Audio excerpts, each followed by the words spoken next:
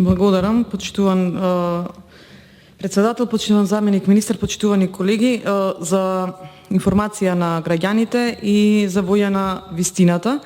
Јас бев присутна на таа јавна расправа за загадувањето кога беше лани и дефинитивно да, организиравте јавни расправи за војна вистината со поканети засегнати страни, преполна беше салава Борис Трајковски, но главното прашање е што реализиравте од тие клучни заклучоци што се носеа.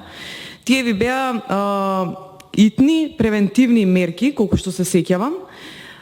Вие ги набројавте 31 и ги образлагавте овде, но работата е што се реализирало од тоа. За жал, потврдивте на теми со кои што дојдовте на власт.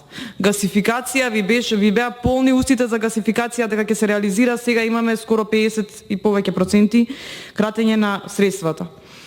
За да после тоа, како опозиција тогаш, баравме информација за загадувањето и за информација на јавноста, во знак на транспарентноста, ова истово мнозинство од СДСМ и ДУИ и останатите, им требаше 8 месеци или една година за да ја стават точката на дневен ред на седница, затоа што темата не им беше пожелна и не ви одговараше, зашто на таа тема губевте многу и се уште губите.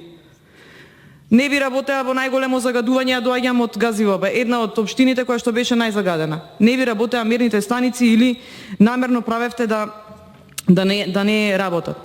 Така да ако веќе и во минатиот мандат, ако добро се сеќавате, се реалоцира негде 3 милиарди денари за општините, за да се покријат доспеани неплатени режиски трошоци на општините, но за жал, потоа бевме сведоци на одредени општини кои што си го обновуваа возниот парк.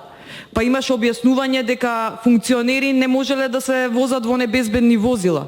Можеа тие средства да се насочат во општините токму за овие проекти, како што ги предлага колегата Муцунски.